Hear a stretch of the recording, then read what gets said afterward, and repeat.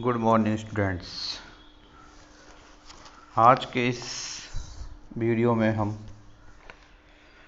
America की प्रतिनिधि सभा की शक्तियां और कार्यों के बारे में चर्चा करते हैं। अमेरिका के संविधान के अनुसार संयुक्त राज्य अमेरिका की समस्त विधायी शक्तियां कांग्रेस में निहित है।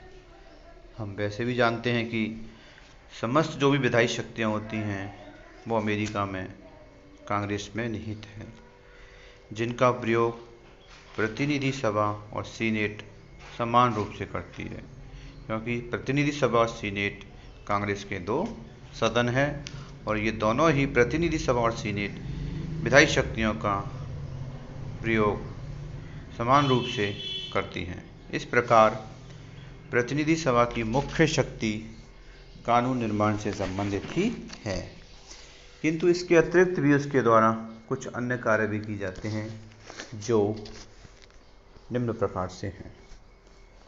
पहला कार्य तो है ही है विधायी शक्तियाँ। संविधान के अनुसार कांग्रेस को संघीय विषयों पर कानून निर्माण की शक्ति प्राप्त है, यानी कि केवल जो संघीय जो विषय हैं उन पर ही जो है प्रतिनिधि सभा है वो कानून का निर्माण कर सकती है। इस संबंध में उसके द्वारा संविधान में उल्लेखित विषयों के अतिरिक्त अंतर्निहित विषयों पर भी कानून निर्माण का कार्य किया जाता है। कानून निर्माण के संबंध में कांग्रेस के दोनों सदनों को समान शक्ति प्राप्त है। मैंने पहले ही बता दिया है कि कानून निर्माण के संबंध में जो कांग्रेस के जो दोनों सदन हैं प्रतिनिधि सभा और सीनेट, दोनों को ही समान शक्ति प्राप्त है। कोई भी विधेयक जब तक दोनों सदनों से पारित नहीं हो जाता कानून नहीं बन सकता। दोनों सदन उसको पारित करेंगे किसी विधेयक को, तभी वह विधेयक कानून का रूप धारण करता है। वित्तीय विधेयक प्रतिनिधि सभा में ही प्रस्तावित किए जा सकते हैं, सीनेट में नहीं, किंतु सीनेट को इन विधेयकों में संशोधन करने का पर्याप्त अधिकार प्राप्त है।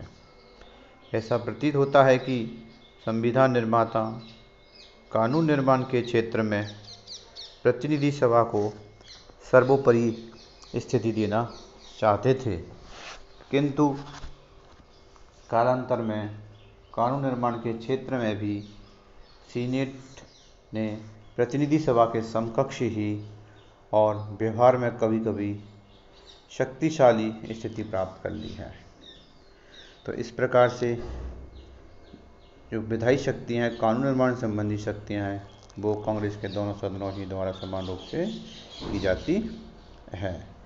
अब प्रतिनिधि सभा की दूसरी शक्ति आती है संवैधानिक संशोधन की शक्ति।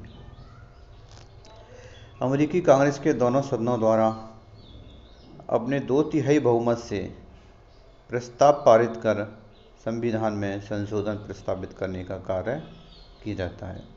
यानी अमेरिका में जब भी संशोधन किया जाएगा वो कांग्रेस के दोनों सदनों द्वारा अपने 2/3 बहुमत से अगर किसी प्रस्ताव को पारित कर देते हैं तो उसमें संशोधन प्रस्तावित किया जा सकता है। प्रतिनिधि सभा की एक अन्य शक्ति आती है कार्यपालिका संबंधी शक्तियाँ या कार्यपालिका शक्तियाँ। कार्यपालिका क्षेत्र में प्रतिनिधि सभा को 2 शक्तियाँ प्राप्त हैं। प्रतिनिधि सभा सीनेट के साथ मिलकर युद्ध की घोषणा करती है। क्या है, प्रतिनिधि सभा जब युद्ध की घोषणा करती है वो सीनेट के साथ ही मिलकर के करती है। इसके अतिरिक्त वह अपनी स्थायी तथा विशेष समितियों के द्वारा संघीय सरकार के प्रशासन तथा संघीय न्यायपालिका के कार्यों की जांच भी कर सकती है। अब एक अन्य शक्ति और है राष्ट्रपति को निर्वाचित करने की शक्ति।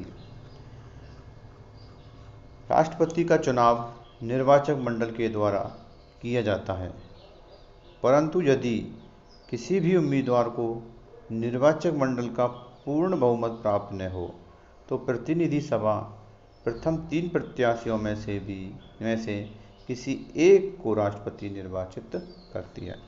हम जानते हैं कि वैसे भी राष्ट्रपति का निर्वाचन जो है एक विशेष निर्वाचक मंडल बनता है, उसके द्वारा अप्रत्यक्ष रूप से राष्ट्रपति का निर्वाचन किया जाता है। लेकिन मान लो कोई एक ऐसी स्थिति आ जाए जिसमें क्या है, राष्ट्रपति के किसी भी उम्मीदवार को निर्वाचक मंडल का पूर्ण बहुमत प्राप्त नहीं होता है, तो प्रतिनिधि सभा को यह अधिकार प्राप्त है कि वह प्रथम 3 प्रत्याशियों में से किसी भी एक प्रत्याशी को राष्ट्रपति निर्वाचित कर सकती है। ये प्रतिनिधि सभा के पास एक बहुत ही बड़ी शक्ति प्राप्त है। प्रतिनिधि सभा की एक अन्य शक्ति आती है न्यायिक शक्तियाँ।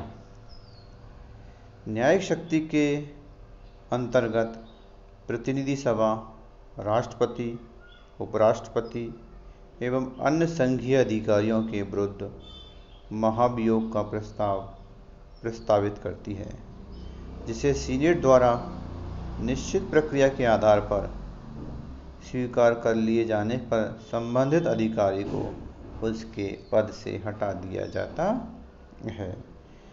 यानी न्यायिक शक्तियों कहने का तात्पर्य यह है कि राष्ट्रपति और उपराष्ट्रपति या कोई अन्य संघीय अधिकारी है, उसके विरुद्ध महाभियोग का प्रस्ताव जो हो प्रस्तावित कौन करती है? प्रतिनिधि सभा करती है, जिसे सीनेट द्वारा एक निश्चित प्रक्रिया के आधार पर स्वीकार कर लिया जाता है तो संबंधित अधिकारी को उसके पद से हटा दिया जाता है।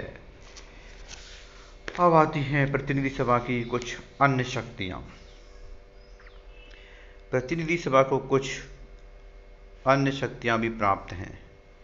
वह अपने सदस्यों के विरुद्ध अनुशासनात्मक कार्रवाई कर सकती है और ऐसे किसी व्यक्ति को दंडित कर सकती है जिसके व्यवहार से सदन की कार्रवाई में प्रत्यक्ष हस्तक्षेप अथवा बाधा पड़ती हो।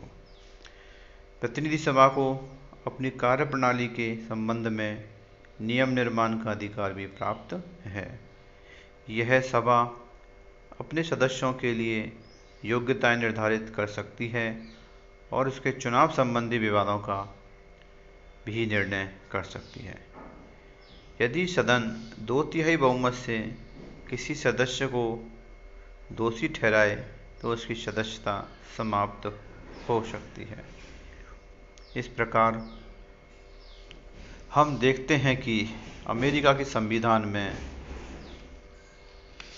कांग्रेस की प्रतिनिधि सभा को विधायी शक्तियाँ, संवैधानिक संशोधन की शक्तियाँ, कार्यपालिका संबंधी शक्तियाँ, राष्ट्रपति को निर्वाचित करने की शक्ति, न्यायिक शक्तियाँ और कुछ अन्य शक्तियाँ भी प्राप्त हैं, जिनका वह बखूबी निर्वहन करती है और अपने दायित्व को निभा रही है।